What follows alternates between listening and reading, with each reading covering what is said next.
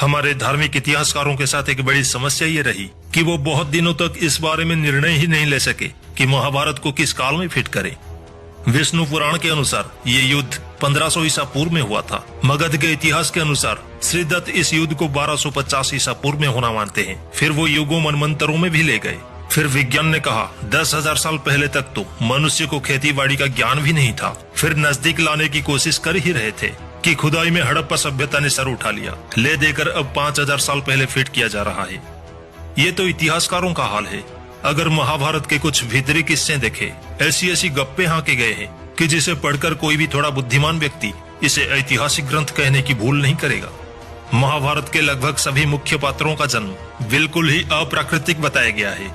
महाभारत के एक पात्र है द्रोणाचार्य, जिनके जन्म का वर्णन इस तथाकथित इतिहास ग्रंथ में लिखा है कि घृताची राक्षसी को नग्न अवस्था में देखकर भारद्वाज ऋषि का वीर्यपात हो गया, जिसे उन्होंने एक द्रोण में रख दिया और उसी से द्रोण का जन्म हुआ। ऋषि विभांडक एक बार एक नदी में नहा रहे थे, तभी उर्वशी को देखकर उनका भी वीर्यपात हो गया। नदी के उस वीर्य मिश्रित पानी को एक मिर्गी ने पी लिया। फिर उसने एक मानव शिशु को जन्म दिया। यही श्रृंग ऋषि कहलाए। ऋषि मुनि जो तपस्वी होते हैं, ज्ञानी होते हैं, सभी इंद्रियों पर उनका कंट्रोल होता है। महाभारत उन सभी को गुप्त रोगी बता रहा है। उन्हें अपने मन पर काबू ही नहीं है।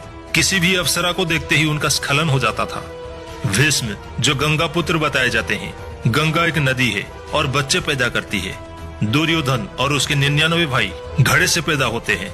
जल रहे आग में से धृष्टद्युम्न और द्रौपदी पैदा होते हैं। ऐसे ही ना जाने कितने अप्राकृतिक बातें महाभारत में लिखी है। असल में जो पृथ्वी से 13 लाख गुना बड़ा सूर्य धरती पर आकर किसी महिला को प्रेग्नेंट कर सकता है और उसे कर्ण नामक योद्धा जन्म ले सकता है, तो कितना भी फेंको, लिमिट तो पार हो ही चुकी है। जब इतिहास लिखा जाता है तो इतिहास में दिव्य शक्तियों की कोई जगह नहीं होती। अलौकिक पारलौकिक किस्से सिर्फ कहानियों के हिस्से होते हैं। इतिहास अपने निशान छोड़ते हैं। बड़े बड़े राजाओं की इतनी लंबी चौड़ी वंशावली, बड़े बड़े महल और हवेलियां छोड़ते हैं। चक्रवर्ती सम्राट शिलालेख, मीनार, किले, ना जाने कितना कुछ बनवाते हैं। उन पर अगली पीढ़ी के लिए संदेश, नियम, कायदे कानून कुछ न कुछ जरूर लिखवाते हैं, क्योंकि ये हमारी इंसानी गुण है और हम में ये गुण आदि मानव काल से चला आ रहा है। भारतीय इतिहासकारों का आज भी सही इतिहास सामने लाने का कोई मकसद नहीं है।